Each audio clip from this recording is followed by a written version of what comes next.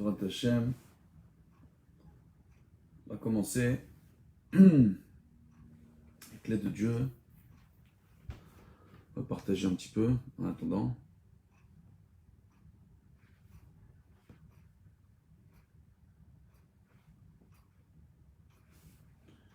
Bezrat Hashem, voilà.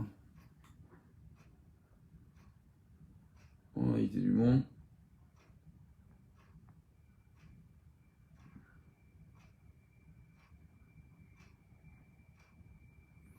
Bezrat Hashem, partagez la vidéo. On va faire un cours spécialement en l'honneur de la Iloula de Rabbi Meir Balanes. Alors, à mon avis, aujourd'hui, Dieu bénisse, c'est le sujet du jour. Tout le monde doit en parler. Ben Porat Yosef. Donc, partagez un maximum autour de vous. Bezrat Hashem. Voilà. Le cours est dédié pour la Refoua Shelema de 3 personnes qui sont en situation de santé très difficile à l'heure actuelle. Donc il y a Laurent David Ben Shimon, Michael Ben Esther, Gladys Shoshana, Bat Colette Sassia, que Dieu leur accorde la Refoua Shelema, Bezrat Hashem. Donc on va voir ensemble. On va commencer. Shiur, avec l'aide de Dieu.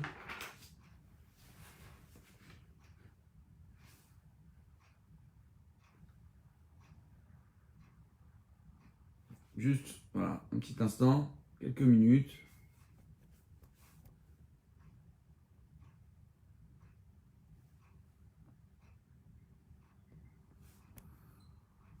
Le temps que tout le monde se connecte et soit avec nous.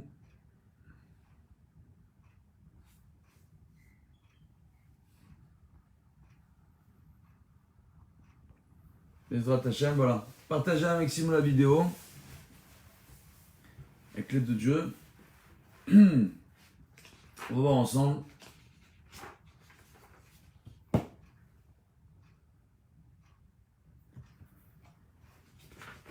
C'est les inconvénients du live. On va voir Bezrat Hashem. Quelques points qui sont très importants. Vous aussi, si vous voulez dédier un cours pour la guérison, la réussite, la parnassa, le shlom bayit, n'hésitez pas, vous prenez contact avec nous. Bezrat Hashem, c'est très très simple. Vous faites un petit don, d'accord, de la somme de votre choix pour dédier un cours. Et Bezrat Hashem, ces sommes-là seront utilisées pour aider des familles en difficulté, pour aider des avrichim, des kollelman, dans le kollel dont je m'occupe, à Bnei Brak, Bezrat Hashem, et pour aussi venir en aide à des couples qui ont besoin de conseils concernant leur shlom bayit, etc. Voilà, Bezrat Hashem. Voilà. Bezrat Hashem. Donc, avec l'aide de Dieu, voilà. Invitez vos amis, ajoutez vos amis sur la vidéo. Vous allez voir, on vous a préparé un cours très sympa. On va commencer par la Gemara, Masechet Avodah Zara. On va parler de Rabbi Meir Balanes. Premièrement, c'est très intéressant, Rabbi Meir Balanes. Pourquoi? Parce que Rabbi Meir Balanes, on voit que ce n'est pas son nom. Réellement, quand il est venu au monde, ni ils l'ont appelé Meir, ni ils l'ont appelé Balanes. D'accord? C'est extraordinaire. On va en réalité dans la Gemara, il est rapporté là-bas, qu'en réalité, Rabbi Meir, il s'appelait Nehurai. Ouais, c'est rapporté dans la Gemara. D'accord? Si je ne me trompe pas, c'est dans Masechet Eruvin, là-bas, on rapporte son nom au moment de sa naissance. D'accord? Et pourquoi par la suite ils l'ont appelé Meir? Parce qu'il a éclairé ce monde par la Torah. D'accord? Donc voilà, il a grandi en Torah, il a éclairé ce monde par la Torah. C'est son beau-père qui lui aurait donné ce nom officiellement. D'accord? On rappellera que le beau-père de Rabbi Meir, c'est Rabbi Hanina ben Teradion, d'accord, à l'époque des Romains. C'est un d'Asara Rougé Malchut, un des 10 tzaddik qui va se faire tuer. Les Shem Shamaim, à l'époque où les Romains ont interdit aux Juifs d'étudier la Torah, lui étudiait la Torah en public, d'accord? Ils l'ont attrapé en public, ils l'ont exécuté en public, d'accord? Et une anecdote sur le beau-père de Rabbi Meir Balanes, au moment où ils l'ont exécuté, d'accord, il faut savoir que la méthode qui avait été utilisée, elle était extrêmement cruelle, je ne vais pas vous donner ici les détails. au cas où il y aurait des enfants ou des personnes sensibles qui tomberaient sur cette vidéo. Vous pourrez regarder cela en détail dans Masechet Avodah Zarah, Daf Yutret Amud Aleph. Et ce qui est intéressant, c'est que la personne, le bourreau qui était là à ce moment-là, qui était un Romain, qui était le préposé qui devait exécuter Rabbi Hanina ben Teradion, d'accord, Rabbi Hanina ben Teradion, exactement. Il lui a dit qu'il pouvait tout simplement écourter sa souffrance, mais est-ce qu'il pour cela, Rabbi Hanina intercéderait en sa faveur pour qu'il puisse avoir accès au Olam Haba, au monde futur. Et Rabbi Hanina a accepté. Et on voit que cette personne a accédé au monde futur. De là, on apprend, au Hachem, que chaque être humain, non seulement Kol Israël et Shlem Chelek l'Olam Haba, mais que chaque être humain qui applique la volonté divine, qui fait du chesed, la miséricorde, ici c'est très particulier. C'est un bourreau, son métier c'est d'exécuter les gens. Il exécute les ordres de la royauté romaine. Il lui dit, je peux abréger tes souffrances, d'accord, parce qu'il le brûlait à petit feu. Il dit, je peux augmenter le feu pour que tu partes plus vite de ce monde, mais est-ce que tu vas prier pour moi, pour que je rentre dans le Olam Haba? Rabbi Hanina lui a dit, oui, il n'y a aucun problème, c'est comme ça. On voit dans Masechet Eruvin, Rabbi Meir Balanes, il s'est fait appeler par ses parents Niurai. Oh, pas Meir. Ok? C'est par la suite qu'on va l'appeler Meir, celui qui éclaire. D'accord? Comme j'ai déjà expliqué hier. Et on voit dans Masechet Avodah Zarah, là-bas, Daf Yutret, entre la fin du Hamoud Aleph et le début du Hamoud Bet, on nous rapporte l'origine de l'appellation Baalanes. Pour quelle raison, réellement?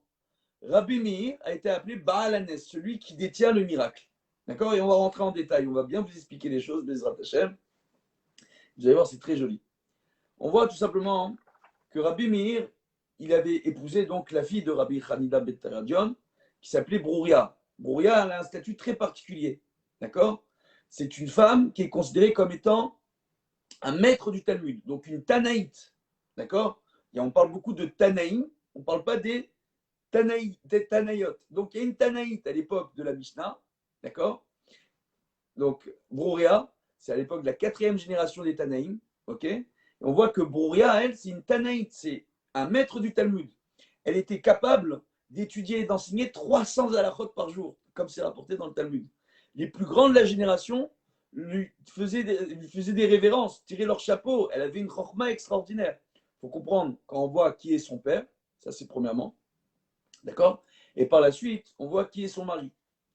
Et ce qui s'est passé, c'est qu'au moment où ils ont décidé, les Romains, d'exécuter Rabbi Hanina de la façon la plus cruelle qui soit, d'accord, sur la place publique, ils ont décidé par la suite de prendre sa fille qui était encore chez lui à la maison, et de la placer dans une maison close.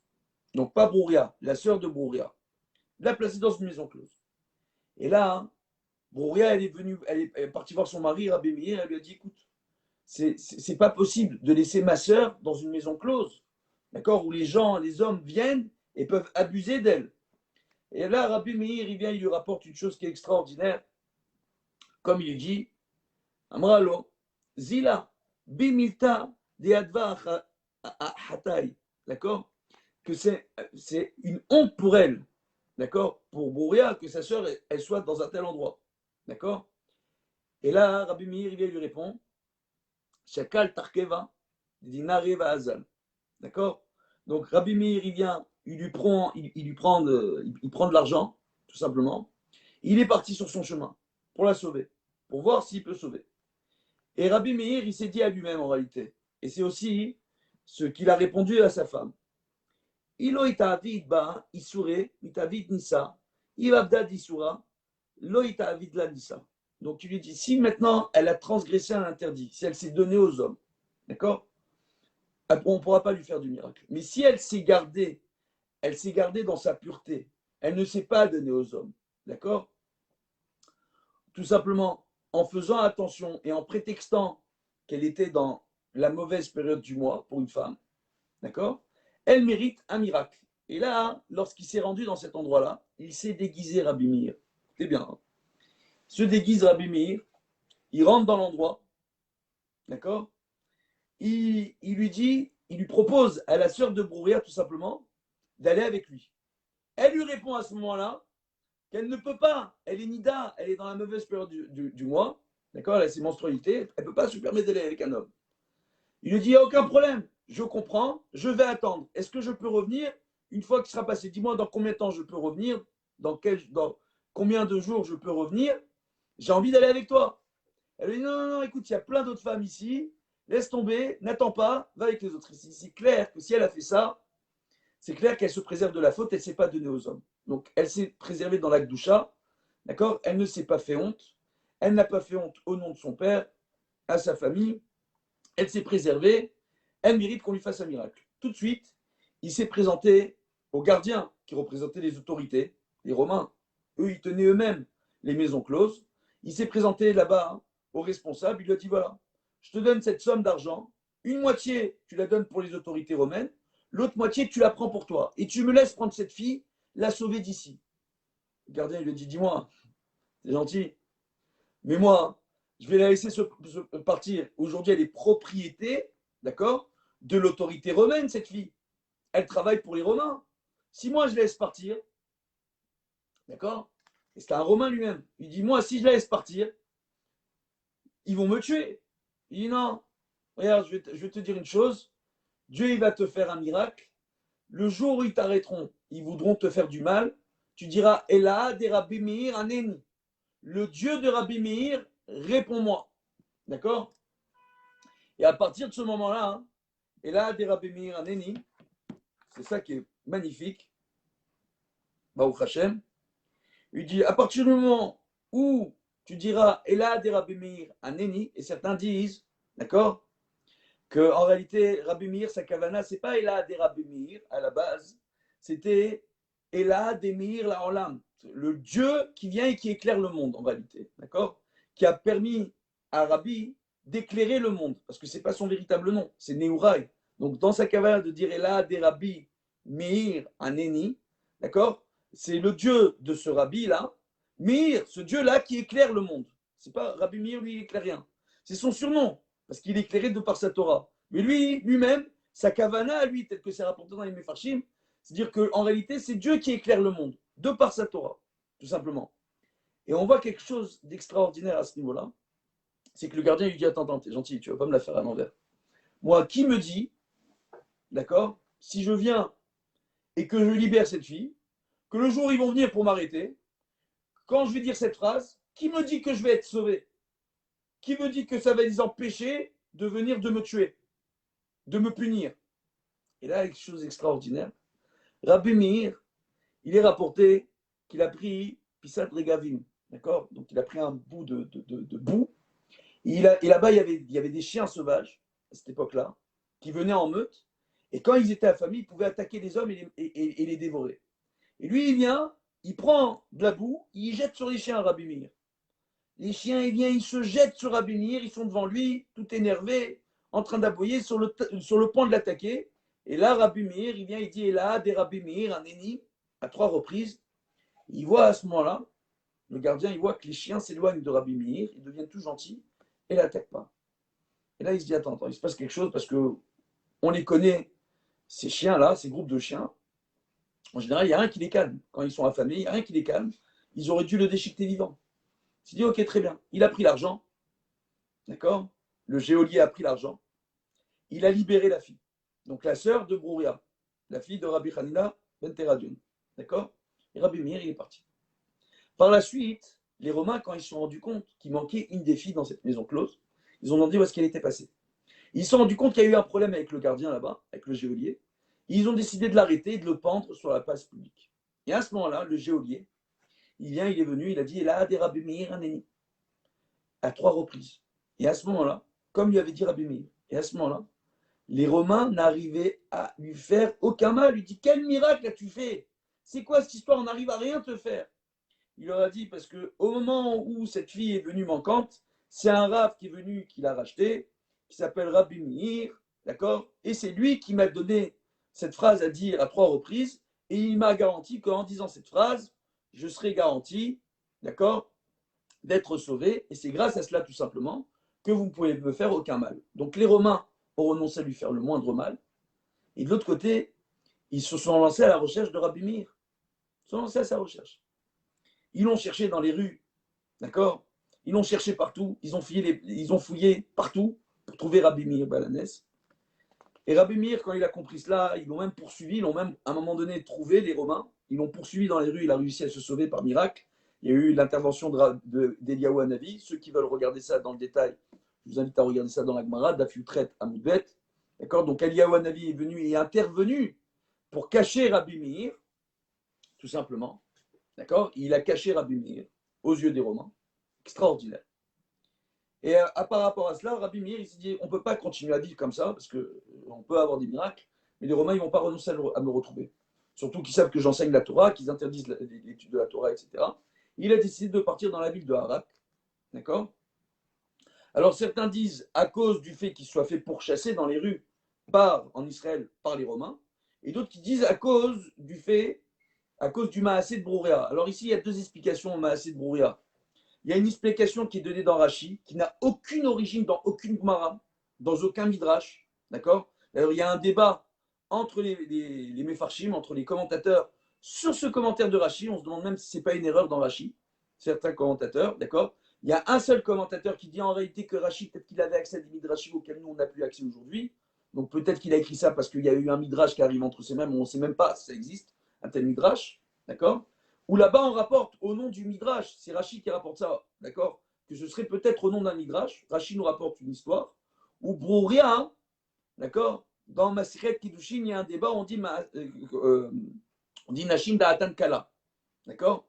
Que les femmes, elles ont Da'atan Kala, ça veut dire quoi? Elles ont Da'at, elles ont l'union avec Dieu, Kala, qui est facile, entre guillemets. La Kavana de Rabbi Meir, là-bas, c'est de dire que les femmes, eh ben, elles s'énervent très vite, elles décident très vite. Elles prennent des décisions à n'importe quel niveau un peu plus vite. Elles sont en plus très rigoureuses, d'accord, ce qui leur permet de tenir plus facilement à Dieu. Mais de l'autre côté, elles sont très rigoureuses et parfois plus extrêmes que les hommes. C'est ce qu'on veut dire là-bas. Brouria n'était pas d'accord avec ça. Et apparemment, Rabbi Meir aurait envoyé un de ses élèves pour séduire, d'accord, Brouria en lui posant des questions et pour montrer à Brouria hein, qu'elle peut avoir un esprit léger de temps en temps. C'était la cabane de Rabbi Meir, d'accord? Et de céder au charme d'un jeune élève qui allait la voir et lui faire croire qu'elle était belle, d'accord? Pour lui poser des questions. Et elle, en montrant toute sa sagesse aux yeux de ce jeune homme, qu'elle finirait peut-être par vouloir céder à ses charmes. Et que, quand elle s'est rendue compte de la honte qui a été faite, Brouria, d'accord? Elle se serait suicidée. Maintenant, ça, c'est ce que rapporte Rashi, ici, dans la Gemara.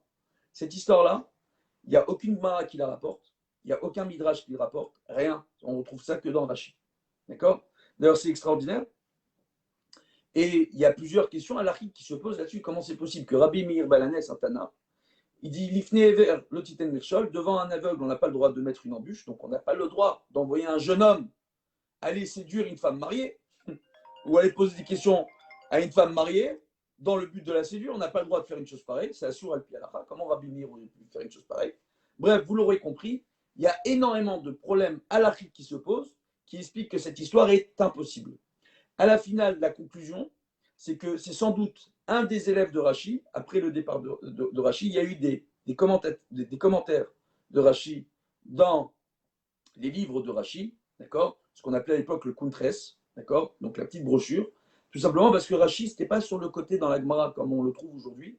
Rashi, c'était un livre à part, d'accord, qu'on appelait la brochure, le Kuntres, ok, tout simplement, et qu'après, avec les différentes générations et les impressions, il y a eu des erreurs qui sont entrées dans ces livres-là, et certains élèves qui se sont permis de rentrer certains commentaires, d'accord. Et là, hein, tous les poskim pensent à l'unanimité, les décisionnaires maintenant, c'est même plus les commentateurs, on parle des décisionnaires, que c'est une erreur, ce Rachid est une erreur.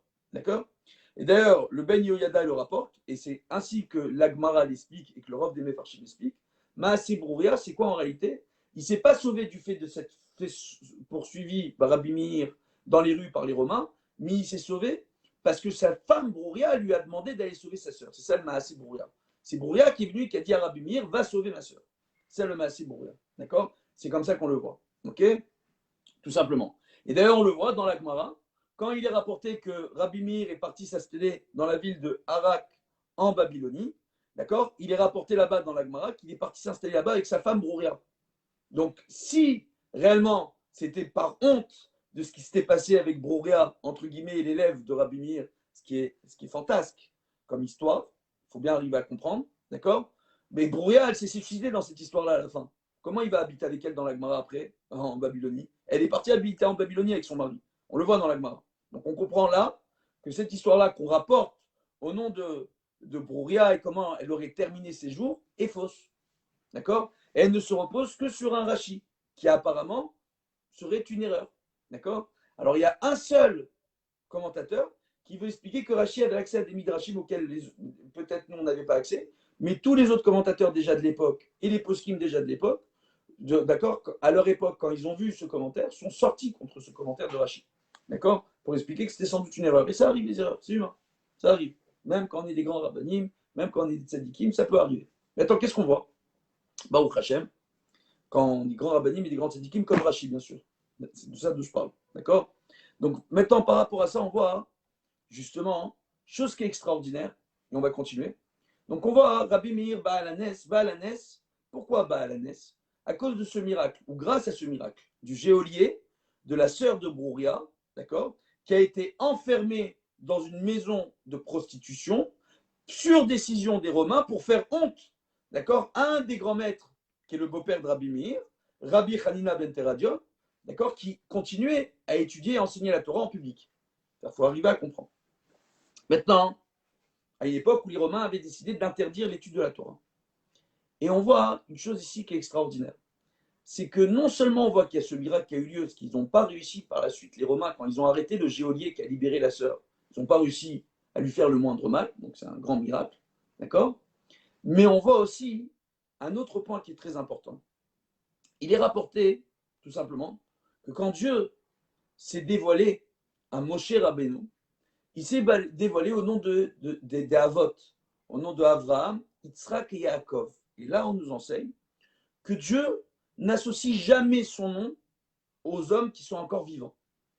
Il associe son nom aux hommes qui sont partis de ce monde en tant que tzadikim. Dieu associe son nom avec les justes, avec les tzadikim. Comment on peut être sûr qu'un homme va rester tzadik jusqu'à la fin de ses jours? C'est impossible. Il n'y a personne qui peut vous garantir. Dans l'histoire, on a vu. D'accord?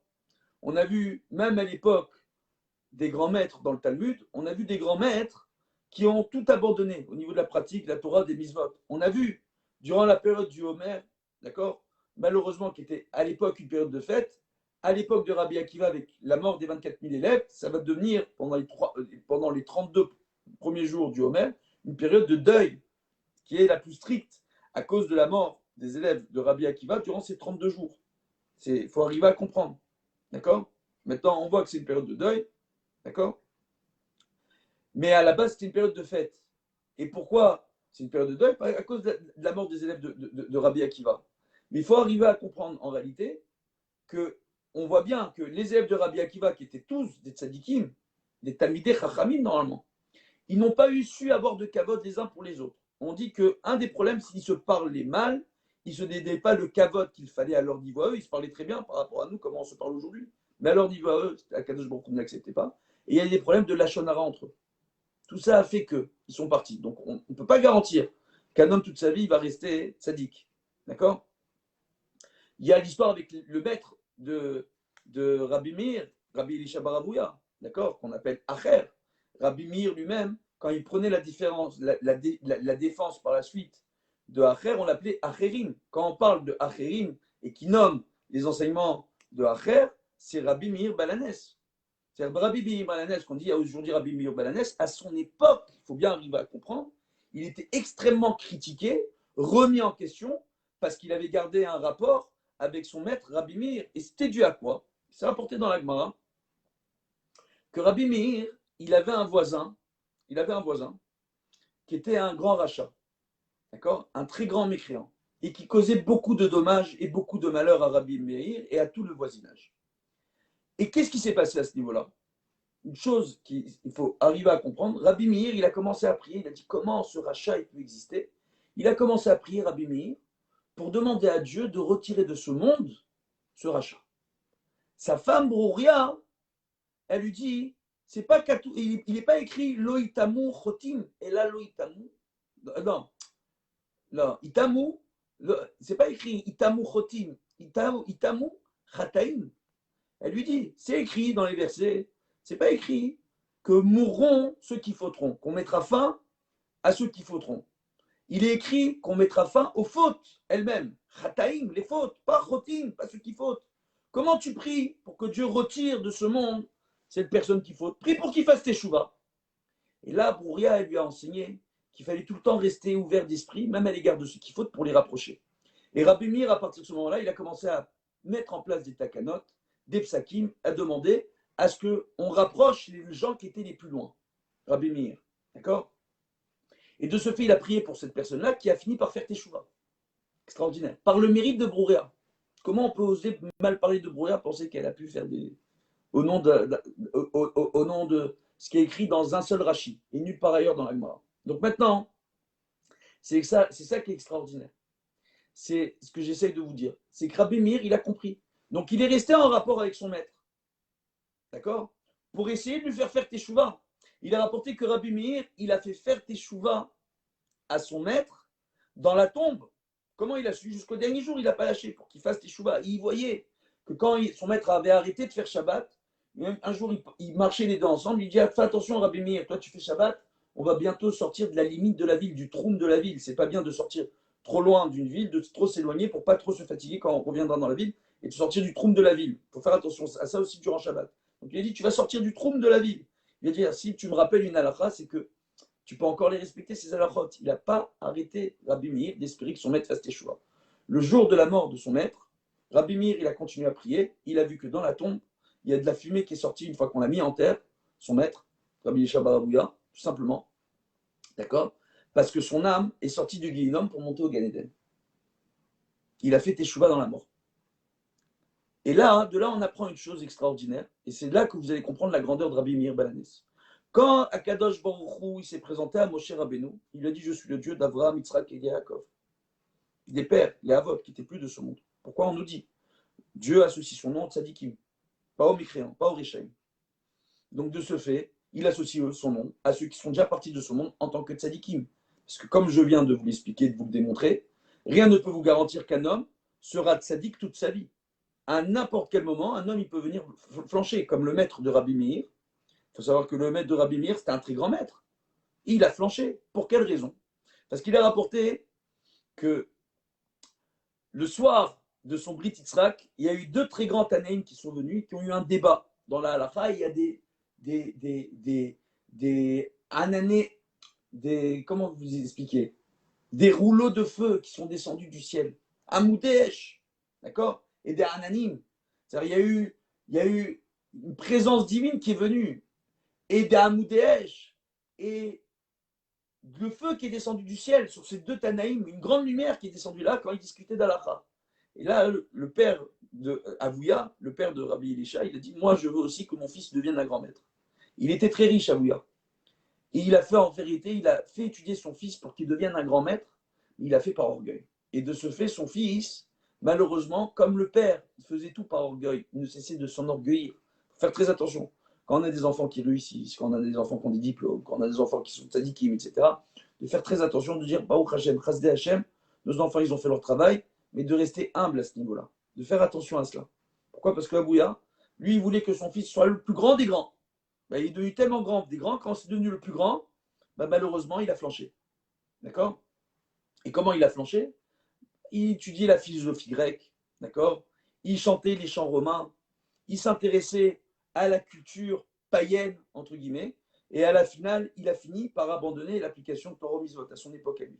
Et on voit qu'à l'époque des élèves de Rabbi Akiva, quand il y a eu la mort des 24 000 élèves, il est rapporté dans la Gemara que le monde a oublié la Torah. Les Juifs ont arrêté de faire Torah Mitzvot. Il y a eu un tel traumatisme au niveau de la nation, d'accord, que beaucoup de gens sont détournés de la Torah des Mitzvot, ont abandonné la Torah des Mitzvot. Ce qu'on a vu aussi chez les Juifs qui ont vécu la Shoah, beaucoup d'entre eux, malheureusement, du traumatisme qu'ils ont vécu et qu'on arrive très bien à comprendre, ils se sont dit, mais où est-ce qu'il était Dieu pendant ce temps-là, pendant qu'on souffrait? Ils se sont détournés de Dieu et de la Torah. Ce qu'on arrive à très bien comprendre, on ne juge personne à ce niveau-là. Et ça s'est déjà passé dans le passé, parce que beaucoup de gens ont tendance à se dire, mais ce qu'il y a eu après la Shoah, on n'a jamais connu une chose pareille, qu'autant de juifs sont détournés de la Torah de Mitzvot. C'est faux, dans la Gemara on nous le dit. à l'époque de la mort des élèves de Rabbi Akiva, la majeure partie des Juifs ont abandonné la Torah et les mitzvot. Et ça a pris des générations pour ramener la Torah et les mitzvot. Et c'est passé par les 5 élèves de Rabbi Akiva, d'accord? Certains disent qu'ils ont survécu à la Magefa, d'autres disent que c'était des nouveaux élèves qu'il a pris. Donc maintenant, qu'est-ce qu'on voit par rapport à ça? Il faut bien. Et parmi ces élèves-là, on voit qu'il y avait Rabbi Shimon Bar Yochai et Rabbi Meir Balanes. Donc, ce que j'essaye de vous expliquer, une chose extraordinaire. Rabbi Meir Balanes, le miracle qu'on voit avec lui, encore une fois, dans son nom, c'est que Dieu a associé son nom pendant le vivant de Rabbi Meir.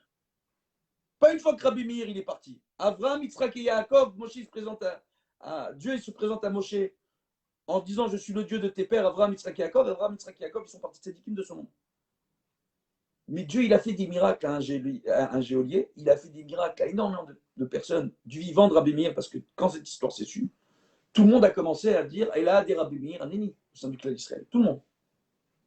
Et Dieu a accordé les miracles. Jusqu'à aujourd'hui, il y a une sigoula qui est connue.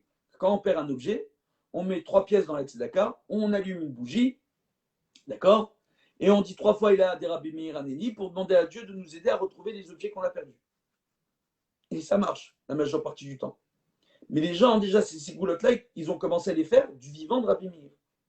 C'est quoi le Nes? Pourquoi Baal Nes? Parce que de son vivant, Dieu a associé son nom avec Rabbi Meir. Dieu, en acceptant de faire des miracles, il a garanti aux gens que Rabbi Meir allait partir de ce monde, ça dit Gamour Veshalem. Écoutez bien. Un homme qu'on appelait Rav Nehorai au début. Un homme qui était discuté, qu'on critiquait en public, parce qu'il restait en relation avec son maître, qui s'était détourné de la Torah et des mitzvot. Un homme comme cela, d'accord, était critiqué à son époque. Dieu a associé son nom avec lui parce que c'était un tzaddik Gamour Veshalem. Baal Hanès. Il y avait beaucoup de gens à l'époque qui sortaient contre Rabbi Meir dans les Baté Midrash. Quand Rabbi Meir citait un enseignement de Rabbi Isha Barabouya, on le traitait de Acherim, les autres.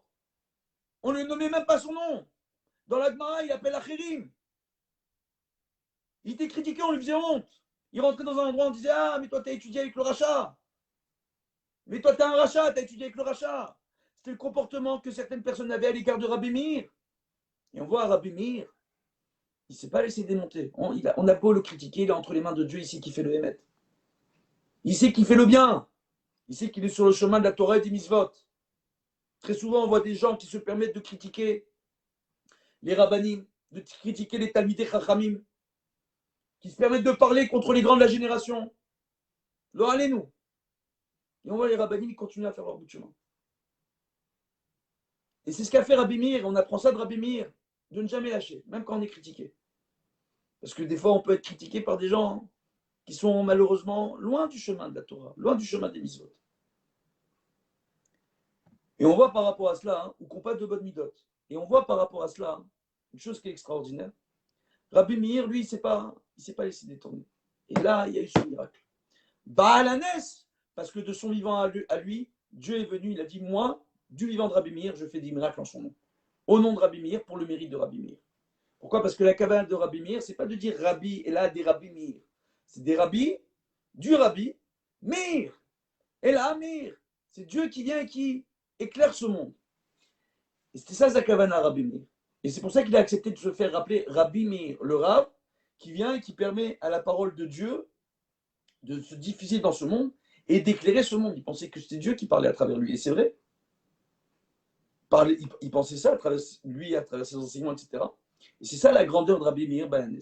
Maintenant, par rapport à cela, on voit, justement, qu'il y a différentes ségoulottes, d'accord, à faire. Alors, il a apporté par le Ben Ishraï et par le Chida, d'accord. On voit une chose, que le Ben Ishraï vient, il rapporte que c'est important aujourd'hui d'allumer un air au nom de Rabbi Meir Balanes, d'accord, et il dit aussi qu'on le fera aussi Baalef Betevet aussi pour Rabbi Meir Balanes. Ce sera bien de le faire. On expliquera une autre fois pour quelle raison. Et on voit que le Chida, il dit dans son Sefer Patah Enaim que tous les bénis Israël ont pris l'habitude, d'accord, ce jour-là, de donner la tzedaka D'accord? Ils ont aussi pris l'habitude de retrouver les objets perdus, comme je vous l'ai déjà expliqué, en citant Elad et Rabbi Meir Haneni, et qui sera bon, tout simplement, d'allumer une veilleuse, mieux qu'une bougie, une veilleuse, avec de l'huile d'olive. La même huile d'olive, l'huile d'allumage, pas l'huile qu'on consomme, attention. Hein, parce que l'huile, aujourd'hui, que vous avez dans vos cuisines pour manger, c'est des huiles aujourd'hui, Dieu bénisse. Quand vous venez et que vous mettez une veilleuse dedans, ça peut vous faire beaucoup de fumée noire, les enfants. D'accord? Il y a de l'huile d'allumage, de l'huile d'olive, qui est faite pour l'allumage, où là-bas, il n'y a pas certains produits qu'on vous met dans l'huile d'olive qu'on consomme, d'accord, tout simplement, et ça évite de faire cette fumée. Et cette huile-là, elle est traitée justement pour éviter les fumées toxiques, etc. Ok? Tout simplement. C'est pas rassurant ce que je suis en train de vous dire, mais c'est réel. Voilà. Donc, par rapport à cela, justement, donc de prendre de l'huile d'allumage d'olive, c'est ce qu'il y a de mieux. De venir, donc pas qu'on utilise pour les moteurs, on appelle cette huile-là. C'est chez Men Lamaor, qu'on vend dans les commerces. Donc, de l'huile d'olive, de faire une veilleuse avec, ok? D'allumer cette veilleuse, de prendre 3 pièces, de mettre dans la tzedaka, c'est comme ça que c'est rapporté dans les poskim, Baruch Hashem, et de dire Ela Adera Bemir, Aneni, en son mérite. Maintenant, il y a un autre point qui est très intéressant. On voit que cette date-là correspond aussi à Pessar Sheni. La Iloula de Rabbi Meir Balanes, c'est aussi Pessar Sheni. Pessar Sheni, on va expliquer l'origine. À la base, quand les Israël sont sortis d'Égypte, d'accord, un an plus tard, lorsqu'ils devaient faire le Korban Pessar, donc on voit que le premier Korban, c'est avant de sortir d'Égypte. Mais un an plus tard, quand ils devaient pour la seconde fois faire le Korban Pessar, les personnes qui étaient impures, donc qui avaient été en contact avec, avec des personnes, avec des défunts, ou qui s'étaient impurs à un niveau ou à un autre, ne pouvaient pas participer au Korban Pessah. Il fallait être Bekdusha. Donc, ils sont tous venus, et certains parmi eux sont partis voir Moshe Rabbeinu, à raison, c'est comme ça que c'est rapporté dans le Talmud. Donc, ils sont partis voir Moshe Rabbeinu, en disant, mais Akadosh Baruch Hu, regarde, il y a les fils de Aaron qui sont Niftarim. On s'est occupé des fils d'Aaron, d'Adav et Avihu. On rapporte une première fois le décès des fils de Aaron dans la paracha Shemini. D'accord? Et après, on le rapporte aussi dans la paracha Acharemot. D'accord? Donc, on voit tout simplement qu'on nous rapporte ces points-là. Il y a des personnes qui sont occupées des corps de Nadav et Avihu au moment de l'inauguration du Mishkan qui s'est passé après la sortie d'Égypte, un an plus tard. Ils ont dit, attends, nous, on va faire l'inauguration. L'inauguration, ça tombe le soir du Seder de Pessah. Nous, on ne peut pas participer au Korban Pessah. Qu'est-ce qui se passe pour nous? Moshe Rabbeinu est venu vers Akadosh Baruch Hu. Akadosh Baruch Hu, il leur donnait une deuxième date, Pessah Sheni. Donc, un mois plus tard, d'accord? Donc, un mois plus tard, Pessah, donc Yud Dalet Beiyar, tout simplement, il y a ce Inyan de faire Pessah Sheni. Où là-bas, ceux qui à l'époque ne pouvaient pas faire le Korban Pessah à l'époque à Pessah, ils allaient dans le Beth Amikdash. Ils revenaient soit au Mishkan dans le désert, c'était leur cas, soit dans le Beth Amikdash après Yerushalayim, pour faire Pessah Sheni. Alors très souvent, on a la question qui se pose de nous dire, mais attends, mais quand ils faisaient Pessah Sheni, ils mangeaient du pain en fait. Non, en réalité, on voit que tout le pain qui était sacrifié à l'époque au Beth Amikdash, ainsi que les Chem Apanim, sur le Shulchan les Chem Apanim, les 12 pains qui étaient renouvelés chaque jour pour chaque pain représenter une tribu et qui étaient distribués aux Kohanim, ces pains-là, c'était des matzot. C'était fait en matzah. D'accord? Ils ne consommaient que de la matzah dans le Beth Amikdash, toute l'année. C'est extraordinaire. D'accord? Donc voilà, donc ils faisaient Pessar Sheni. Donc ils apportaient leur korban, ceux qui étaient impurs durant Pessar, pour Pessar Sheni. C'est la seconde chance. On voit que Rabbi Meir, grâce à sa femme Brouria, a ouvert la porte à son époque au Balei Tshuva. Il faut comprendre, à l'époque des Tanaïm, quelqu'un qui se détournait la Torah des Mitzvot, les Tanaïm, ils avaient des maîtres à l'époque qui étaient capables de faire des nissim et des niflaot. Les maîtres étaient capables de faire des miracles. C'est pas comme aujourd'hui. Aujourd'hui, on va voir nos rabbanim, on leur demande des brachot, on leur demande des tfilot, inematov ou manaïm. À l'époque des Tanaïm, on pouvait voir des débats dans les Bate Midrash, comme il y a eu lieu entre Chachamim et Rabbi Eliezer, où là-bas, Rabbi Eliezer, il a fait que les murs du Beth Midrash se sont pliés. D'accord? Et Chachamim ont fait qu'ils se plient dans un autre sens, et que les murs, ils ne savaient plus quoi faire, ils sont restés pliés vers l'extérieur. Et que le Beth Midrash, il est resté debout, ça a été déjà un miracle. Comment les murs d'une bâtisse se tordent et le toit, il continue à tenir. D'accord? Après, il est venu, il a inversé le sens d'un fleuve devant des centaines de témoins. Il a fait se déraciner un arbre et marcher sur l'autre berge du fleuve. Ça, c'est une histoire parmi tant d'autres. Mais les gens assistaient à ce genre de miracle dans les Bate Midrash quand il y avait des débats entre les Chachamim. Comment c'est possible à une telle époque de se détourner de la Torah et des Mitzvot? Aujourd'hui, on peut arriver à comprendre les doutes, d'accord, de certains. Mais à l'époque, c'était très mal vu. Et Rabbi Meir, il est venu, il a dit, moi, je vais ouvrir ma porte au Baal Tshuva à la demande de Brouillard. Ça aussi, Rabbi Meir. C'est pour ça qu'il vient et qu'il nous éclaire, Rabbi Meir. C'est quelque chose d'extraordinaire, le mérite de Rabbi Meir. Donc tous les Baalei Tchouva, il est rapporté une chose extraordinaire dans la Kabbalah, que tous les Baalei Tchouva, leur Teshuvah passe par le mérite des élèves de Rabbi Akiva, d'accord, et de Rabbi Akiva lui-même. On voit, Rabbi Akiva, c'est pas un Baal Teshuvah, mais c'est un homme qui a attendu l'âge de 40 ans, toute sa vie il a été pratiquant. Mais jusqu'à l'âge de 40 ans, il était illettré. Et à l'âge de 40 ans, il est parti avec les élèves à la maternelle pour apprendre à lire les lettres de l'alphabet, Aleph Bet. Et c'est devenu un des grands maîtres. L'histoire de Rabbi Akiva est extraordinaire, avec sa femme Rachel. Mais qu'est-ce qu'on voit? On voit que c'est par ce mérite-là que Rabbi Akiva a ouvert la porte à tous les Baalei Tchouva. Et qu'est-ce qu'il dit Rabbi Akiva quand il prend les 5 nouveaux élèves? Il leur dit Va'avta l'erecha kamocha zeklal gadol batora. C'est quoi la kavana? Tu aimeras ton prochain pour ton prochain comme pour toi-même. C'est un grand klal dans la Torah. Mais ça veut dire quoi en réalité? Pour ton prochain. Adapte-toi aux besoins de ton prochain. Ne crois pas que ce que tu aimes toi, c'est bien pour ton prochain. Adapte-toi aux besoins de ton prochain. D'accord? Vois ce que lui, il a besoin. Vois ses besoins à lui, pas tes besoins à toi. D'accord? Et aide ton prochain.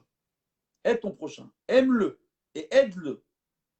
Zeklal Gadol Batora, c'est un des plus grands clals de la Torah. Alors, on fait référence justement au fait que peut-être que les 24 000 des élèves de Rabbi Akiva, c'est même sûr, ils n'ont pas su appliquer cette règle comme il se doit. Et c'est à cause de ça qu'ils ont eu une épidémie à leur époque. Comme nous, aujourd'hui, on est en train de vivre une épidémie mondiale. Mais de l'autre côté, parce qu'on ne sait pas, nous les hommes, nous aimer et nous entraider comme on devrait le faire, tel que ça ferait plaisir à Kadosh Baruch Hu. D'accord? Et on voit l'autre point qui est extraordinaire, c'est que ça se base aussi sur le fait de Rabbi Akiva, il a voulu leur dire ne faites pas de la shonara, ne faites pas de motzi shemra, ne parlez pas les uns mal des autres. C'est la base de tout. La base même de la haine gratuite entre les gens, c'est tout simplement le fait d'entendre parler du mal de quelqu'un. On ne connaît pas la personne, on ne sait même pas ce qu'il y a eu entre les gens. Il y a un des deux qui vient qui nous dit moi je connais quelqu'un qui a eu une embrouille avec celui-là. Ou moi j'ai eu une embrouille avec celui-là. On n'a même pas parlé avec l'autre, on ne sait même pas c'est quoi l'histoire entre eux. Ça ne nous intéresse même pas, déjà on parle mal de l'autre. Rabbi Akiva il dit ça va engendrer la haine dans l'humanité, la haine entre les hommes, d'accord? Et la haine gratuite, c'est très grave. Gratuitement, on va détester quelqu'un pour une histoire. Soit l'autre, il est en train de mentir, soit l'autre, il est en train de déformer, parce qu'il est touché de près ou de loin, d'accord? Et on va détester quelqu'un qu'on ne connaît pas, ou qu'on connaît peu. C'est très grave. Et Rabbi Akiva, il en dit exactement ça. Et Rabbi Meir, il sortait, justement. Dans le Tzibour, il était critiqué pour ça à son époque. Pour les Baalei Tchouva, pour permettre aux gens qui fautaient de pouvoir toujours revenir et faire Teshuvah. C'est quelque chose d'extraordinaire, Rabbi Meir. Et par le mérite de Brouria, son épouse, Bezrat Hashem. Il y a encore énormément à dire, mais là, on va passer directement, parce que je peux parler comme ça pendant des heures, des choses qu'il faut faire à l'occasion de Pessar Sheni, donc aussi, et de Rabbi Meir Balanes, pour Saïloula. Le Chida, il rapporte, d'accord, dans son livre Moré Etzba, qui sera bon ce jour-là, le jour de l'Aïloula, donc à partir de ce soir et demain, l'arbot ksat besimcha. Donc d'être un peu plus joyeux que d'habitude. D'accord? Pourquoi? Parce qu'il y a une sainteté. La sainteté de Pessar Sheni et de Rabbi Meir Balanes. D'accord? Maintenant, le Yahabetz, il rapporte une chose qu'il sera important de manger de la matzah demain matin. D'accord? Au repas. En souvenir du Korban Pessar. D'accord? Certains ont aussi ce soir. Mais c'est surtout demain matin le plus important de manger de la matzah, d'accord? Et c'est une ségoula pour pouvoir faire teshuva. Quelqu'un qui mange de la matzah le jour de Pessar Sheni, on lui assure que son cœur va s'ouvrir à la Torah et que ce sera plus facile pour lui d'arriver à aimer son prochain, parce que des fois, il y a des gens, c'est compliqué d'arriver à les aimer. C'est vrai, d'accord? Mais ce sera plus facile pour lui d'arriver, surtout quand vous avez des gens qui parlent mal de vous, qui se comportent mal, vous avez l'obligation de devoir les aimer quand même, d'accord? Donc, on voit quand même, tout simplement, que c'est une ségoula pour arriver à aimer son prochain et à faire teshuva. D'accord?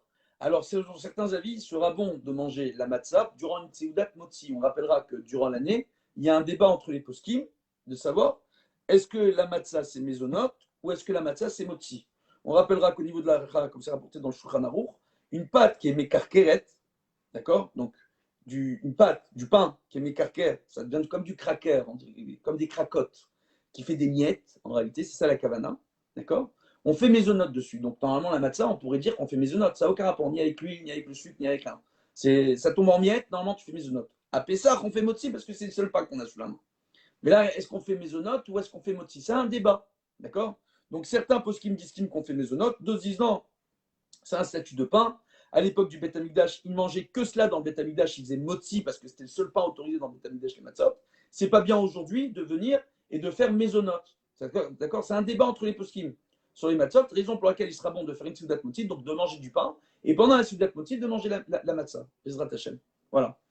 Après, sinon ceux qui veulent faire mésonote sur la matzah, ou laisser faire leurs enfants mésonote sur la matzah, ils ont largement sur quoi se reposer, il n'y a aucun problème. Maintenant, ça c'est premièrement, c'est une ségoula pour faire tes chouvas, d'accord?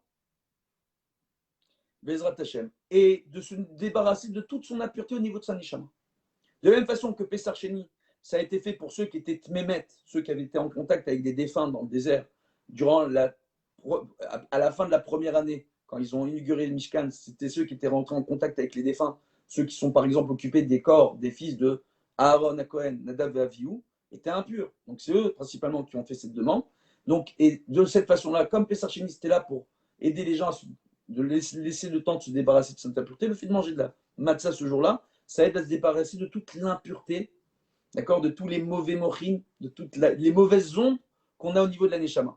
D'accord? Ça, c'est rapporté au nom du Yahabet.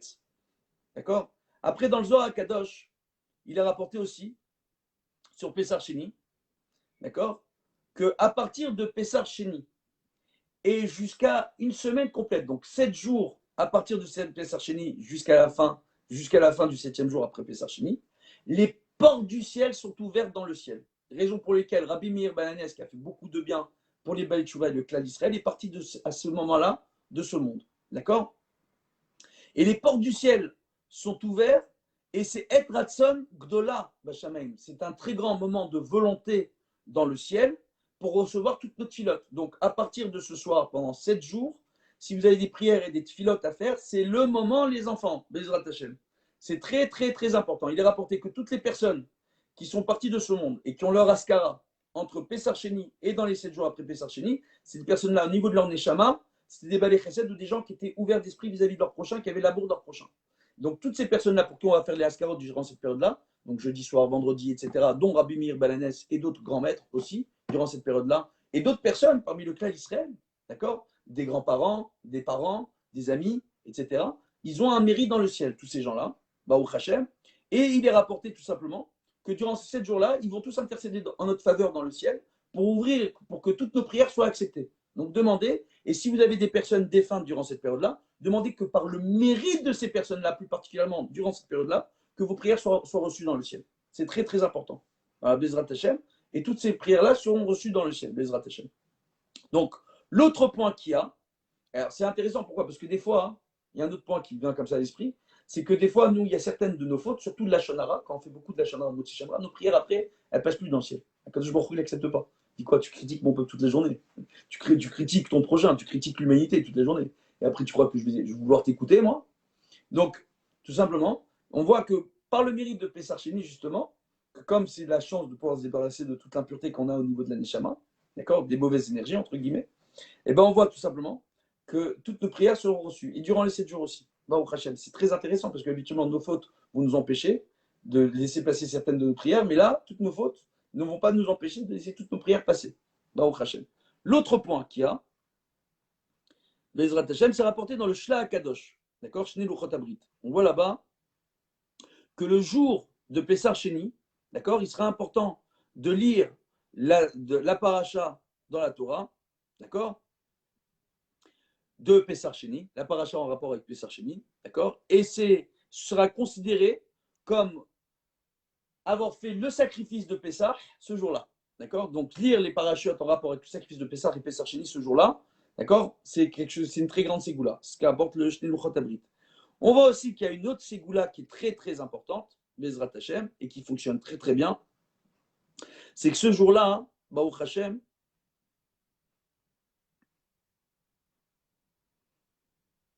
on voit qu'il y a une ségoula qui est rapportée au nom du Hari.